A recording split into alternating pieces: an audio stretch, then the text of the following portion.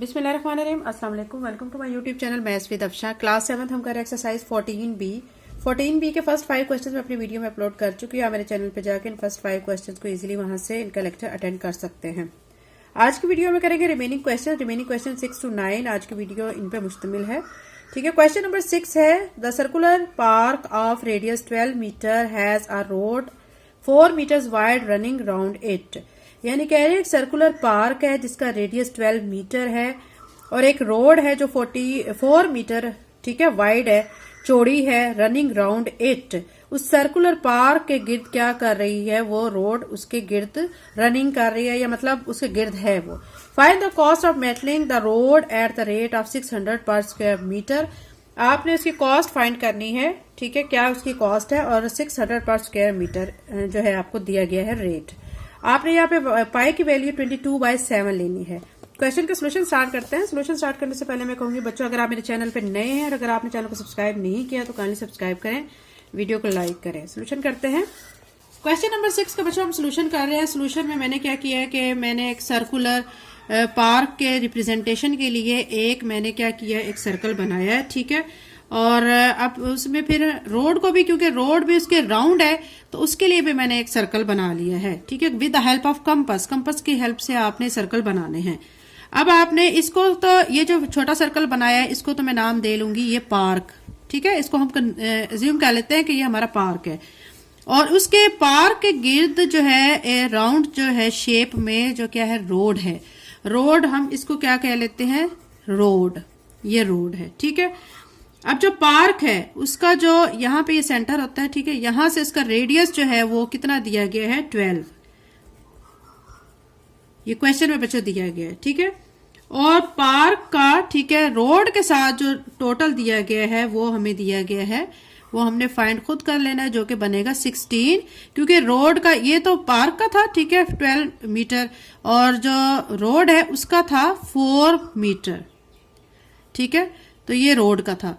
अब आप देखें कि जब पार्क से रोड तक जाएंगे तो टोटल कितना बन जाएगा, 12 में 4 को ऐड करेंगे तो 16m बन जाएगा। यहां तक बच्चों आपको समझ आ गई। अब हम क्या करेंगे, अब यहां से अब हम क्वेश्चन को सॉल्व करना शुरू कर देते हैं। इस डायग्राम जो मैंने बनाई है इसकी हेल्प से, ठीक है।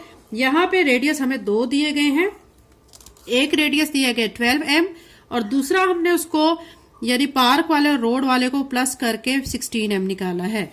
तो मैं यहां पे पहले लिख दूंगी R1 दिया गया है 12m, फिर कॉमा लगाएं और उसके बाद R2 लिखें, R2 दिया गया है 16m, ठीक है। उसके बाद अब हमने करना है एरिया फाइंड।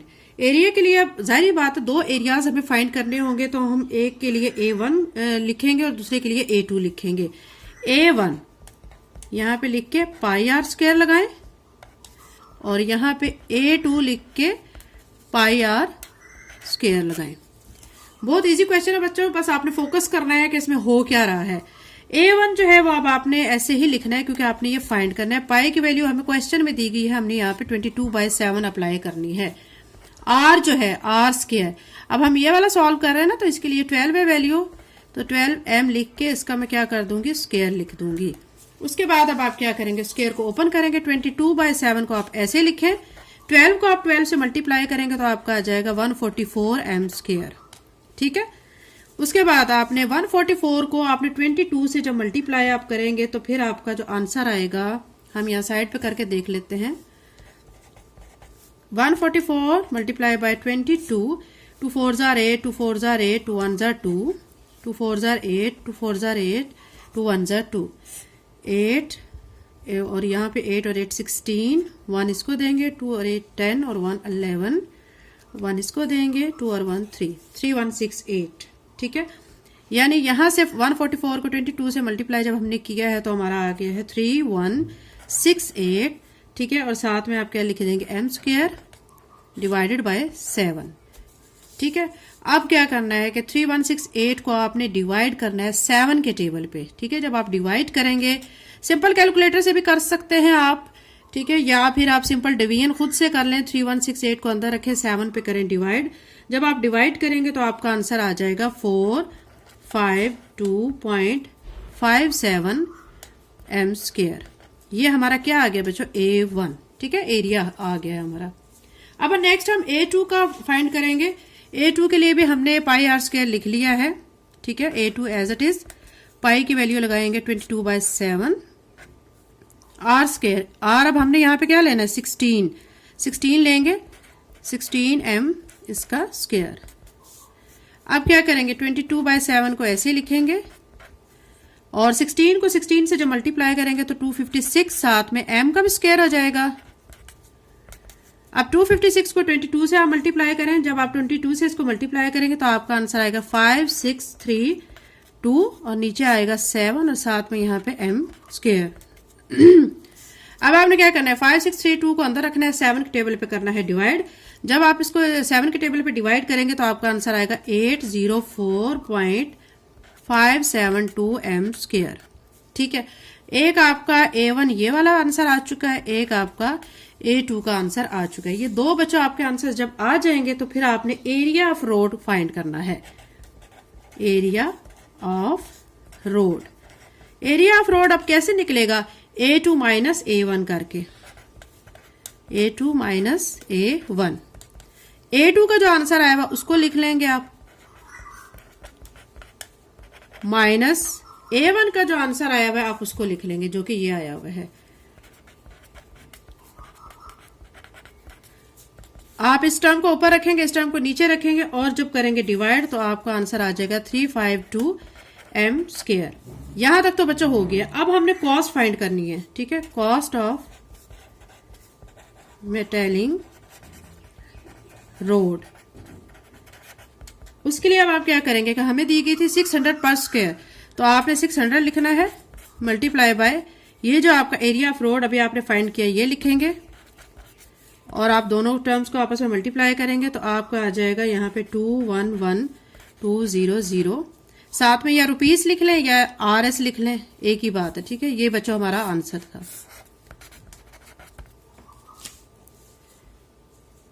Exercise 14B का क्वेश्चन नंबर 7 है, the diameter of scooter wheel is 44 centimetre, how far will the scooter have travelled after 450 revolution of the wheel, give your answer in metre. हमें कह रहे हैं कि डायमीटर एक scooter wheel का कितना है, 44 सेंटीमीटर। अब वो कह रहे हैं कि अगर स्कूटर का जो व्हील है या स्कूटर जो है वो ट्रेवल करता है, ट्रेवल करने के बाद 450 रेवोल्यूशन मुकम्मल करता है, तो आपने ये बताना है कि वो कितना उसने डिस्टेंस कवर किया है। ठीक है, और जो आपने आंसर देना है वो आपने किस में देना है, मीटर में देना है। सोल्यूशन स्टार्ट करते हैं। क्वेश्चन नंबर 7 का सोल्यूशन कर रहे हैं। हमने स्कूटर के व्हील को एज सर्कल हमने एक इसको शो कर लिया, एक सर्कल बना लिया जो कि रिप्रेजेंट कर रहा है कि ये स्कूटर का व्हील है। ठीक है, अब उसका आपको पता है कि बच्चों डायामीटर जो होता है, हाफ जो है वो क्या होता है, इसका डायामीटर कहलाता है। अब डायामीटर उन्होंने बच्चों खुद से दिया हुआ है, कितना दिया हुआ है, उन्होंने कहा हुआ है 44 सेंटीमीटर। आपको पता है कि रेडियस जो है वो डायमीटर का हाफ होता है। अब यहां से यहां तक जो रेडियस बनेगा इसका हाफ, यानी 44 का हाफ के कितना हो जाएगा, 22। ये इसका क्या हो जाएगा, रेडियस हो जाएगा। ये आर है बच्चों। ठीक है, उसके बाद अब इसके मुताबिक हम वैल्यूज वगैरह लगाते हैं और फिर इसको क्वेश्चन को सॉल्व करते हैं। हमें यानी डी जो डायमीटर है वो दिया गया 44 सेंटीमीटर। आर जो है हम इसका हाफ कर लेंगे 22 सेंटीमीटर। सर्कमफेरेंस हमने फाइंड करना है। ठीक है, उसके लिए फार्मूला, जब भी सर्कमफेरेंस ऑफ सर्कल फाइंड करना होता है तो उसके लिए फार्मूला आप लगाते हैं 2πr। वैल्यूज लगाएंगे, 2 पाई की वैल्यू लगाएंगे 22/7।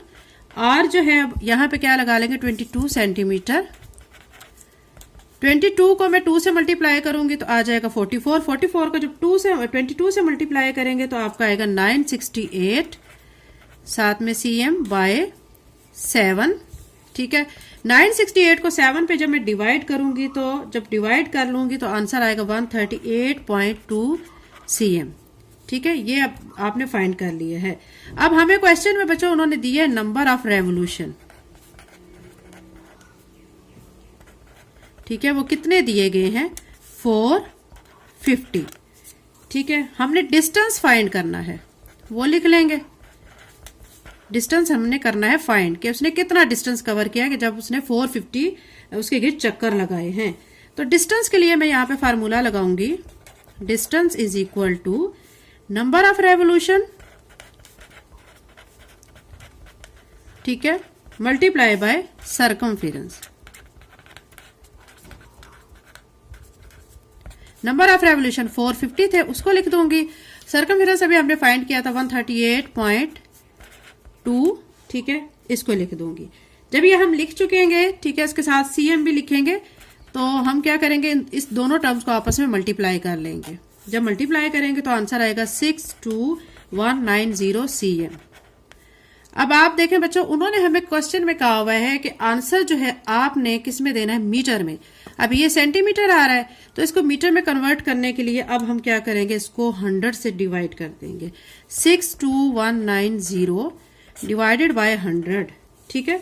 जब 100 पे इसको डिवाइड करेंगे, डिवाइड करने के बाद आपका जो डिस्टेंस है वो आ जाएगा मीटर में, ठीक है। इसको इस पे जब डिवाइड किया तो आंसर आया 622, और साथ में अब सेंटीमीटर की जगह आप क्या आ जाएगा, मीटर, क्योंकि हमें मीटर में आंसर लाना था। यही बच्चों इस क्वेश्चन का आंसर है। क्वेश्चन नंबर 8 है, the wheel of a bus has radius of 50 centimetre, how many revolution of the wheel will it take to cover a distance of 3 kilometre. एक व्हील है बस का, ठीक है, उसका रेडियस 50 सेंटीमीटर है, वो कितने रेवोल्यूशन लगाएगा जब डिस्टेंस 3 किलोमीटर कवर कर लेगा। यानी 3 किलोमीटर कवर करने के लिए उसके मतलब आपने वो चक्कर फाइंड करने हैं, रेवोल्यूशन फाइंड करने हैं। सोल्यूशन करते हैं। क्वेश्चन नंबर 8 के सोल्यूशन में बच्चे जो हमें पहले जो दी गई चीजें हैं हम वो लिख देंगे। हमें रेडियस दिया गया है, रेडियस कितना दिया गया है, 50 सेंटीमीटर, ये लिख लें। फिर आपने नंबर ऑफ रेवोल्यूशन ये फाइंड करने हैं, ठीक है, ये आपने फाइंड करना है, ये लिख लें। डिस्टेंस हमें क्वेश्चन में दिया गया है कि 3 किलोमीटर वो कवर करता है, ये लिख दूंगी मैं, ठीक है। डिस्टेंस 3 किलोमीटर है और रेडियस 50 सेंटीमीटर दिया गया है। आपने वो जो रेवोल्यूशन नंबर्स हैं वो फाइंड करने हैं, ठीक है। अब जो डिस्टेंस हमें 3 किलोमीटर दिया गया है, इसको मैं सेंटीमीटर में कन्वर्ट करने के लिए 1 लाख से, ठीक है, मल्टीप्लाई कर दूंगी, ठीक है, इसको सेंटीमीटर में कन्वर्ट करने के लिए। जब 3 को 1 लाख से मल्टीप्लाई करेंगे तो आपका आ जाएगा 3 लाख, ठीक है, यह आपका सेंटीमीटर में आ गया है। अब सर्कमफेरेंस ऑफ व्हील हमने निकालना है, बस का व्हील है ना, ठीक है, उसका निकालेंगे, ये लिख देंगे सर्कमफेरेंस ऑफ व्हील। उसके लिए फार्मूला क्या होता है, 2πr, ठीक है। बहुत इजी क्वेश्चन है बच्चों, फार्मूला आप याद रख लेंगे तो आपको क्वेश्चन खुद सॉल्व हो जाएगा। फार्मूला आपको याद रखना चाहिए कि व्हील के लिए क्या फार्मूला करना है, किसी चीज का वॉल्यूम निकालना है तो क्या फार्मूला होता है, रेडियस निकालना है तो क्या फार्मूला होता है। फार्मूलाज आपको सारे आने चाहिए। 2 मल्टीप्लाई बाय 22/7 पाई की वैल्यू। आर जो है हमने यहाँ पे पुट कर देना है 50 सेंटीमीटर, जो कि हमें क्वेश्चन में दिया गया है। ऊपर देखें, ये 50 सेंटीमीटर हमें दिया गया है, ठीक है। अब 22 को 2 से मल्टीप्लाई करेंगे 44 को 50 से मल्टीप्लाई करेंगे तो हमारा आंसर आएगा 2200, ठीक है, साथ में cm/7। अब आपने क्या करना है, 2200 को 7 पे डिवाइड करना है तो आपका आएगा 314.2 cm, ठीक है। यहां तक आपका हो चुका है। अब आपने करना है नंबर ऑफ रेवोल्यूशंस को फाइंड। आप लिखें नंबर ऑफ रेवोल्यूशंस, ये लिखने के बाद डिस्टेंस लिखें और नीचे लिखें सर्कमफेरेंस, ठीक है। वैल्यूज पुट करें। डिस्टेंस जो है आपका कितना आया था, 3 लाख। सर्कमफेरेंस भी आपने फाइंड किया था जो कि आपका आया था 314.2 cm, ठीक है, ये वाला आया हुआ था आपका। आपने इसको अंदर रखना है, इस पे करना है डिवाइड। जब इसको अंदर रख के इस पे डिवाइड करेंगे 314.2 पे तो आपका आंसर आएगा 955, ठीक है। तो यही वो नंबर ऑफ रेवोल्यूशन थे जो आपने फाइंड करने थे। तो अब हम लिख देंगे नंबर ऑफ रेवोल्यूशन और 955, ठीक है। यही बच्चों हमारा इस क्वेश्चन का आंसर है। एक्सरसाइज 14B का लास्ट क्वेश्चन है, question number 9। A goat is kept in rectangular field 14.5 meter by 22 meter. It is tied to a pole at the center of the field. यहाँ तक पहले मैं आपको समझाती हूँ कि क्या कह रहे हैं। एक गोट को उन्होंने कहा है कि हमने रेक्टेंगुलर फील्ड में रखा हुआ है, ठीक है। रेक्टेंगुलर फील्ड की जो लेंथ है 14.5 है और जो उसकी ब्रेथ है, ठीक है, वो उसकी 22 मीटर है और उसको बांध दिया गया है एक पोल से जो कि सेंटर में है फील्ड के, एक चेन के जरिए बांधा गया है। चेन जो है कितने मीटर लंबी है? 2.5 मीटर लॉन्ग है। What is the surface area of field on which it will not be able to graze, यानी आपने वो सरफेस एरिया उस फील्ड का फाइंड करना है जहां पे वो जाके यानी जाके आगे मूव नहीं कर सकती, घास वगैरह नहीं खा सकती, यानी रस्सी से जब तक बंधी हुई है जहां तक वो एरिया के बाद आपने बाकी का एरिया जहां पे वो मूव नहीं कर सकती, ग्रेस नहीं कर सकती, वो एरिया आपने फाइंड करना है। सोल्यूशन स्टार्ट करते हैं। रेक्टेंगुलर फील्ड के लिए बच्चों मैंने क्या किया है कि एक रेक्टेंगल बना लिया, ये शो कर रही है कि ये एक रेक्टेंगुलर फील्ड है। सपोज करते हैं उन्होंने कहा है हमें कि सेंटर में वो बंधी हुई है, ये सेंटर हमने सपोज कर लिया है सेंटर में, ठीक है। 2.5 जो है उसकी वो जो चेन है उसकी लेंथ है, ये हमने इसकी चेन कंसीडर कर ली है और जाहिर बात है कि वो इस चेन के जरिए ऐसे ऐसे मूव कर सकती है ना, इस तरफ जा सकती है, इधर आ सकती है, इधर आ सकती है, इधर आ सकती है। तो जब जितनी पोजीशन में वो जा सकती है उसको हम सर्कल से रिप्रेजेंट कर रहे हैं, ठीक है। ये चेन की जब लेंथ है तो इसके गिर्द जो ये सर्कल बन जाएगा। तो अब आप देखें कि ये वाला सारा एरिया, ये और ये एरिया ऐसा है जहां पे वो ग्रेज नहीं कर सकती, ठीक है। अब आपको ये फाइंड करना है कि ये कितना एरिया है जिस एरिया में जाके गोट ग्रेज नहीं कर सकती। उसके सोल्यूशन के लिए हम क्या करेंगे कि पहले एरिया ऑफ रेक्टेंगुलर फील्ड निकालेंगे। यहां पे लिखते हैं एरिया ऑफ रेक्टेंगुलर फील्ड, ठीक है। क्या करते हैं आप? लेंथ मल्टीप्लाई बाय ब्रेथ करते हैं ना, L मल्टीप्लाई बाय B, ठीक है। लेंथ हमें कितनी दी गई है? 22 m, ये क्वेश्चन में हमें दिया गया था 22 m मल्टीप्लाई B कितना दिया गया? 14.5, साथ में m लिख लें। 22 को आप 14.5 से मल्टीप्लाई करेंगे, जब आप मल्टीप्लाई करेंगे तो आपका आंसर आएगा 319। m और m भी आपस में मल्टीप्लाई होकर m स्क्वायर बन जाएगा। ये एरिया ऑफ रेक्टेंगुलर फील्ड आ गया है। अब आपने ये तो इस सारा एरिया इसका निकाल लिया है, अब ये एरिया आप फाइंड करेंगे, ठीक है। एरिया ऑफ सर्कुलर फील्ड, यानी जहां तक गोट जो है घास खा सकती है, जहां तक उसकी रस्सी उसकी चेन उसको अलाउ करती है मूव करने की, वो एरिया फाइंड करना है। पहले हमने अभी ये टोटल एरिया फाइंड कर लिया है, फिर वो एरिया फाइंड करेंगे, ठीक है। अब हम यहां से फाइंड करेंगे तो इसको लिखेंगे पाई आर स्क्वायर। पाई की वैल्यू पुट करेंगे 22/7। आर जो है आपने इसकी वैल्यू पुट करनी है जो कि हमें क्वेश्चन में यहां पे दी गई 2.5 m स्क्वायर। अब 2.5 को जब 2.5 से मल्टीप्लाई करेंगे तो मल्टीप्लाई करने के बाद आंसर आएगा 6.25, साथ में m स्क्वायर आ जाएगा। अब 22 को आप 6.25 से मल्टीप्लाई करेंगे, ठीक है। तो अब आप जब इसको इसके साथ मल्टीप्लाई करेंगे तो आप क्या करेंगे, आपका जो आंसर आएगा उस आंसर को आप 7 पे डिवाइड कर लेंगे। अब यहाँ पे बच्चों एक और चीज भी है कि यहाँ पे आप 3.142 भी लगा सकते हैं, 22/7 भी लगा सकते हैं, बात एक ही है, आंसर एक ही आएगा आपका। 22/7 ये भी पाई की वैल्यू है एंड 3.142 ये भी पाई की वैल्यू है, ठीक है। हम ये भी फ्रैक्शन फॉर्म में भी लिख सकते हैं, डेसिमल की फॉर्म में भी लिख सकते हैं। अब मैंने इसको फ्रैक्शन की फॉर्म में लिखा है, क्या करेंगे अब आप लोग 6.25 को 22 से मल्टीप्लाई करेंगे, जो आंसर आएगा उसको आप 7 पे डिवाइड करोगे, तो जब डिवाइड करोगे तो आपका आंसर आएगा 19.63 m स्क्वायर। ये आपके दो एरियाज आ चुके हैं, एक एरिया ऑफ सर्कुलर फील्ड और दूसरा एरिया ऑफ रेक्टेंगुलर फील्ड, ठीक है। अब वो एरिया आपने फाइंड करना है जिस एरिया में गोट जो है वो ग्रेज नहीं कर सकती। अब हम लिखते हैं surface area where goat can not, ठीक है, बी एबल टू ग्रेज। ये एरिया अब हम फाइंड कर रहे हैं।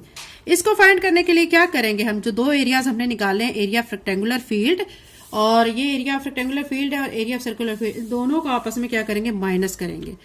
319 m स्क्वायर ये एरिया ऑफ रेक्टेंगुलर फील्ड है, ठीक है, ये मैं लिख रही हूँ, फिर माइनस का साइन, फिर आपने एरिया ऑफ सर्कुलर फील्ड जो निकाला है वो लिख देंगे 19.63 एम स्क्वायर। दोनों की वैल्यूज को आपस में कर लेंगे आप माइनस, जब माइनस करेंगे तो आपका आंसर आएगा 299.36 एम स्क्वायर। यही वो आपने बच्चों सरफेस एरिया फाइंड करना था जहां पे गोट जो है ग्रेज नहीं कर सकती, घास नहीं खा सकती, चल फिर के उधर नहीं जा सकती। ठीक है, यही बच्चों हमारा इस क्वेश्चन का आंसर था। चैनल को लाइक शेयर सब्सक्राइब करें। Thank you and Allah Hafiz.